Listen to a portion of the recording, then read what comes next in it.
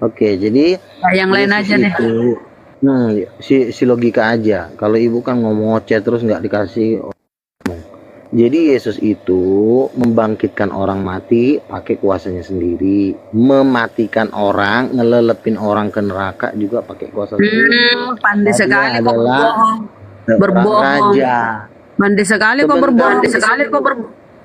Mana datang itu Yesus yang mematikan? Yang ada itu Allah yang mematikan dan menghidupkan.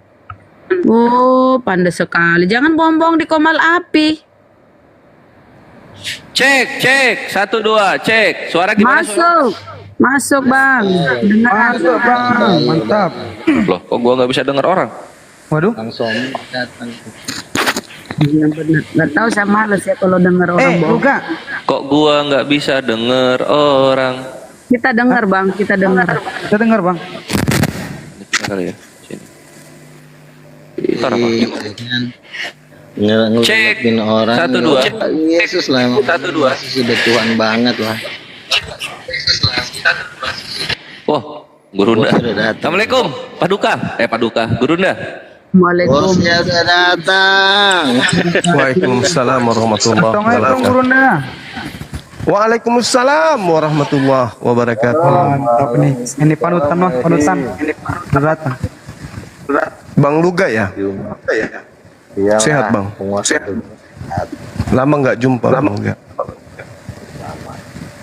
Datanglah ke Jakarta, Bang Juma, biar kita debat lah. Masa gua malah suruh lawan Donditan sih. Datanglah ke Jakarta. Buka lah Iya, maskernya. iya. Nampakin diri lah, biar lebih keren kalau nampakin diri. Jangan disembunyi di Jakarta, biar mantap gitu loh. Iyalah. Jangan nanti. Ya udah besok.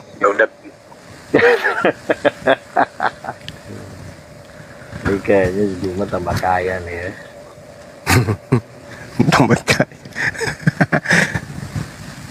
Kayaknya nih udah pembagian ini nih ya, jatah-jatah nih ya.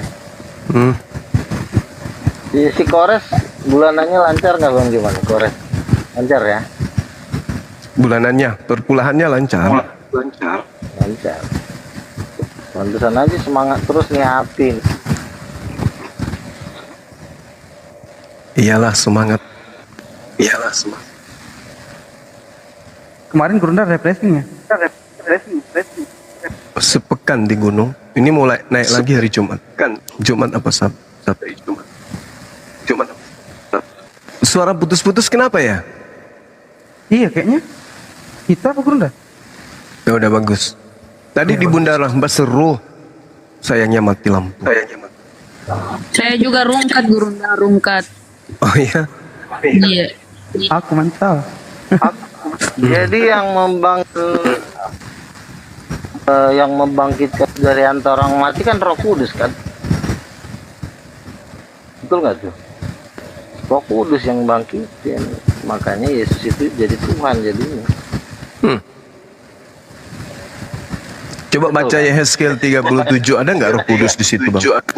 Ini yang noise siapa sih? Yang ini? Luga tuh. Headset 5.000 dia pakai sih. Jadi kan di dalam di dalam perjanjian lama, ketika Simpson mau berhadapan dengan melawan Hercules. singa, itu kan dikatakan Roh Tuhan berkuasa atas Simpson. Samuel 16 dikatakan maka Roh Tuhan berkuasa atas Daud. Ketika Saul juga diurapi, dikatakan dalam Samuel maka Roh Tuhan berkuasa atas Saul. Jadi seluruh kisah nabi-nabi dalam perjanjian lama dikatakan Roh Tuhan berkuasa atas para nabi. Nah, ini sebenarnya tidak ada bedanya dengan perjanjian baru. Nah, kalau Roh Tuhan dalam perjanjian baru itu kan disebutnya Roh Allah atau Kudus. Jadi memang sama zaman perjanjian lama di Yehezkiel juga. Nabi Yehezkiel ingin menerima firman, maka Roh melingkupi Yehezkiel sehingga disampaikan firman itu. Jadi Roh Tuhan ini kita tidak bisa menghilang ini.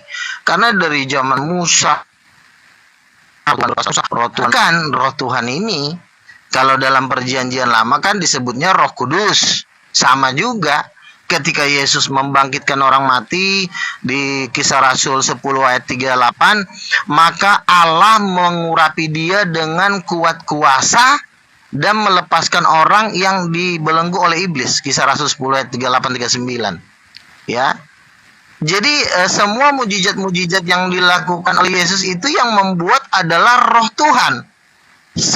Sama dengan para nabi juga di dalam perjanjian lama juga membuat mujizat juga dengan kuasa roh Tuhan. Jadi roh Tuhan kita nggak bisa hilangkan. Karena roh Tuhan itu adalah Tuhan sendiri. Salah. Karena dialah yang membuat mujizat. Dialah yang membuat segala mujizat-mujizat di baik para nabi maupun di zaman Yesus. Silakan. Bukan, roh Tuhan itu maksudnya makhluk cipta. Itu bukan Tidak. hanya, ya tunggu dulu Bang, kita gantian. Seperti di dalam Al-Quranul Karim, ya, yawma yakumur ruh wal malaikatu saffa la yatakallamu illa man azina lahu rahman wa qala sawaba. Pada hari ketika ruh dan para malaikat berdiri bersaf-saf, mereka tidak berkata-kata kecuali siapa yang diberi izin kepadanya oleh Tuhan yang Maha Pengasih, dan dia hanya mengatakan yang benar. Jadi ruh, ya dalam perspektif Al-Quranul Karim, ruh itu ya malaikat atau malaikat Jibril atau Roh Kudus. Tanazzalul malaikatu war-ruh fiha bi isni rabbihim min kulli amr. Pada malam itu turun para malaikat dan Jibril yang adalah roh dengan izin Tuhannya untuk mengatur semua urusan. Jadi kalau di Islam itu kami yang Anda sembah yaitu roh.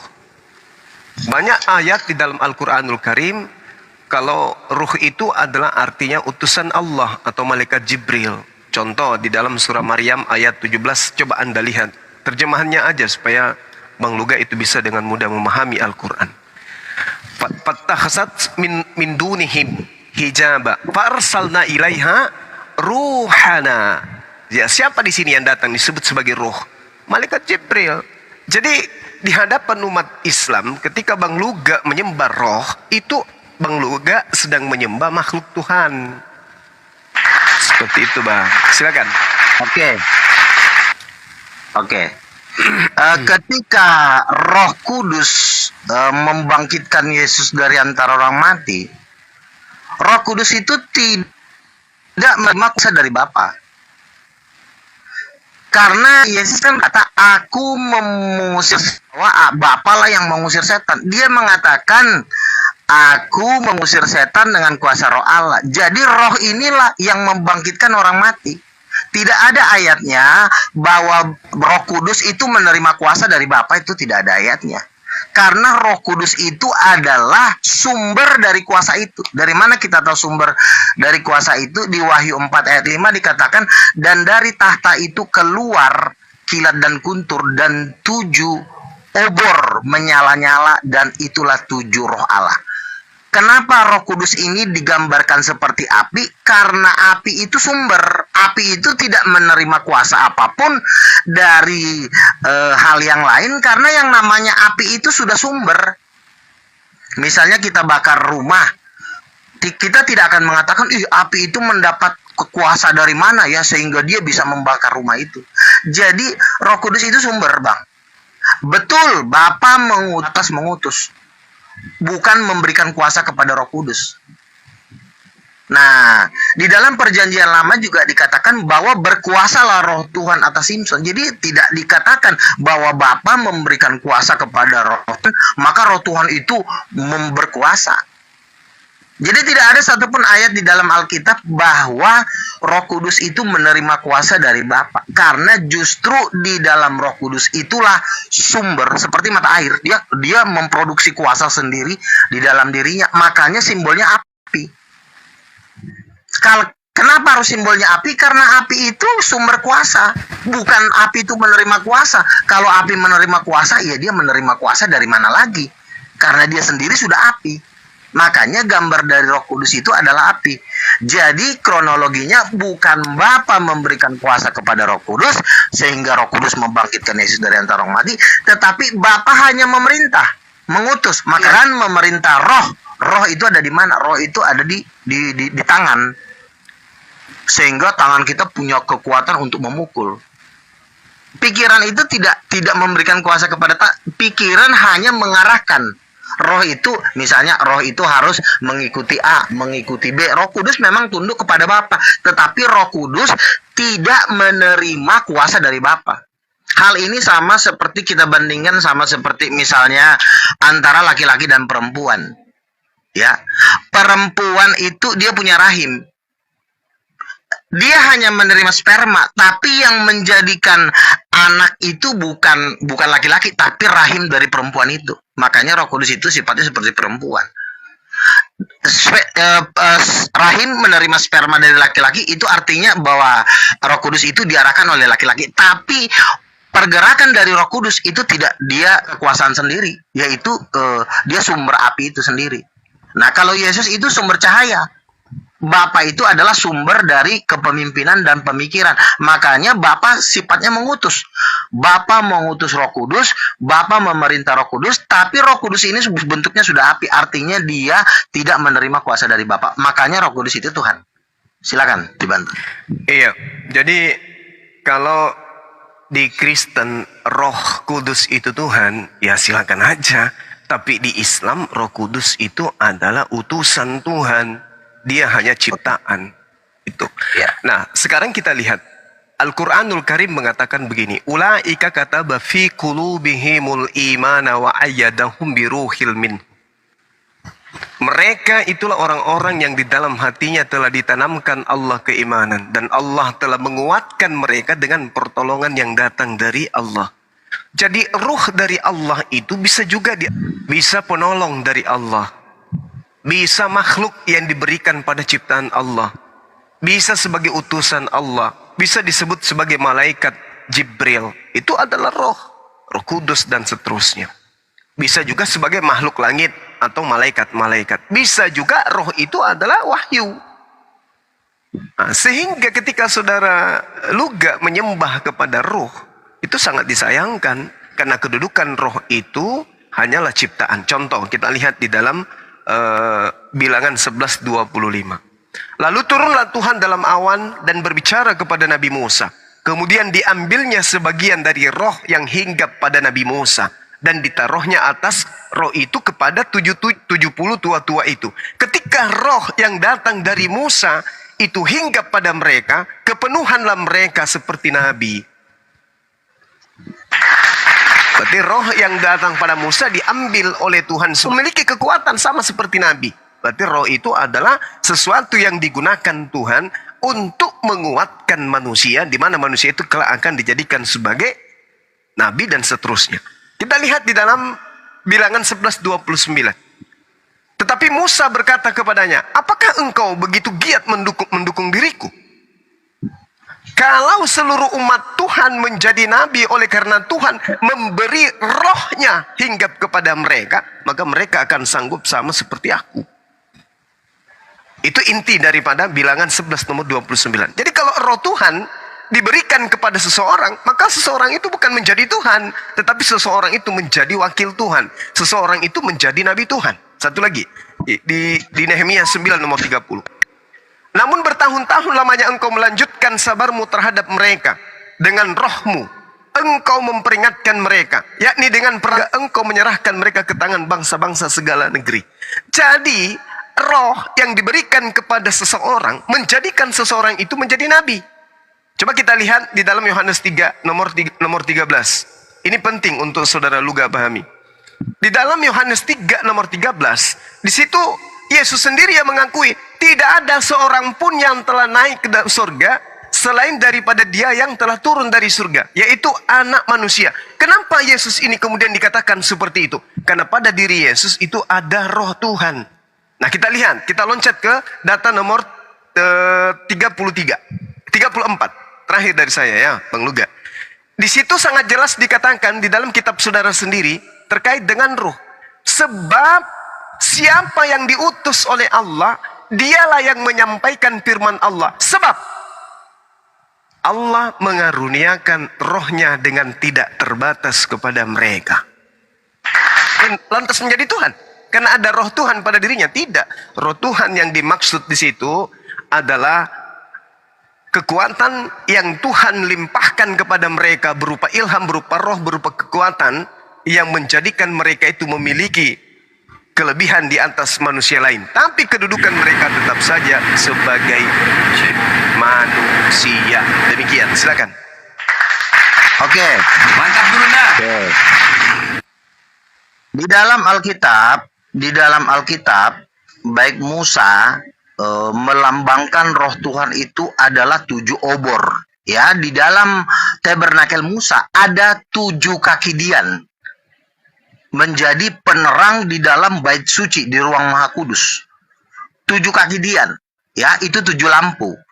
Ketika di kitab Wahyu dijelaskan lagi bahwa wujud dari roh Tuhan ini adalah 7 obor. Mores, noise. Nah, 7 obor, ya. Tetapi Al-Quran tidak tahu kalau wujud dari roh Allah itu 7 obor. Al-Quran tidak tahu. Juma pun tidak tahu. Kenapa dia tidak tahu? Ya karena Al-Quran tidak mengenal siapa itu roh Tuhan. Karena bentuknya aja 7 roh Allah di hadapan tahta itu kalian tidak tahu. Itu juga sudah dijelaskan oleh Musa di dalam tabernakel Musa bahwa ada 7 kaki dian. Terus yang kedua, Roh Kudus itu turun atas nama Yesus. Makanya saya bisa pastikan bahwa Juma ini tidak memiliki Roh Kudus di dalam dirinya. Karena kenapa? Karena Roh Kudus itu turun atas Yesus. Mana kita tahu kalau Roh Kudus turun atas nama Yesus? Ketika murid-murid diutus oleh Yesus, usirlah setan dengan kuasa apa? Tentu dengan kuasa Roh Kudus. Nah, bagaimana untuk menurunkan Roh Kudus ini? Yesus berkata, Roh Kudus akan turun di dalam nama Yesus, tidak diajarkan dalam Al-Quran. Berarti, ya kalau misalnya Bang Juma mengatakan di dalam ajaran agama saya Roh Kudus diajarkan cuma Jibril, ya itu sah-sah saja. Tapi jangan Anda memakai Alkitab untuk mengatakan Roh Kudus itu hanya ciptaan. Karena di dalam Alkitab, ya, tidak ada dituliskan bahwa Roh Kudus itu ciptaan. Bahwa yang membangkitkan Yesus dari antara orang mati itu jelas Roh Kudus, bukan Bapa. Bapa hanya mengarahkan, mengutus Roh Kudus, tapi yang membangkitkan orang mati itu bukan Bapa, tapi Roh Kudus. Atau kata lain, kalau tidak ada Roh Kudus, Bapa tidak bisa berbuat apa-apa. Bapa tidak bisa membangkitkan orang mati. Bapa tidak bisa menciptakan langit dan bumi tanpa Roh Kudus. Karena Roh Kudus itu adalah rohnya sendiri. Yesus berkata dalam Matius 10 ayat 20, Roh Bapamu yang diam di dalam kamu akan mengajarkan segala sesuatu tentang yang kuajarkan. Roh Bapamu, kok Roh Bapamu jadi Jibril sih? Masa teganya kau Yesus berkata, Roh Bapamu yang diam di dalam kamu, masa kau tuduh jadi Jibril? Nah, dari perkataan ini kan sudah jelas bahwa Roh Kudus bukan Jibril. Karena Roh Kudus itu adalah roh Bapa yang diam di dalam diri kita. Kalau roh Bapa itu siapa? Roh Bapa itu ya Tuhan. Bukan roh cipta apa. Kamu jangan nambahin kalau Roh Kudus itu ciptaan Bapa. Jadi ketika Roh Kudus itu turun atas nama Yesus, berarti ini nggak diajarin di Al-Quran loh. Ada nggak di dalam Al-Quran bahwa Roh Kudus turun atas nama Yesus?